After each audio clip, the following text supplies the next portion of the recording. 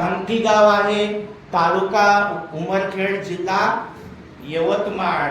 आणि विषय आहे त्या रमाईचा. कारण बघा, रमाईला कारण बाबासाहेब डोक्याला तेल लावत असतात.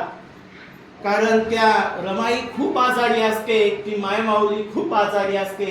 पण रमाईला बाबासाहेब ज्यावेळेस डोक्याला तेल लावतात तर मायमाऊलीच्या डोळ्यात पाणी आलं. रमाई मला वाटलं की साहेब माझी किती सेवा करतात, साहेब मला माफ करा, पण माझी एकच आशा आहे की माझा एकुलता एक मुलगा यशवंत आहे.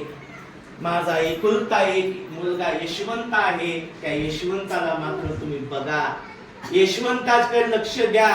पण बाबासाहेब म्हणतात, रामू तसं नाही ग रामू, माझ्या यशवंताला पाहणारा सगळा समाज आहे. मी मुलापेक्षाही समाजावर जीव लावला, पण समाज माझ्या लेकरावर जीव लावे. पण रामू तू हवीच मला, तू हवीच मला.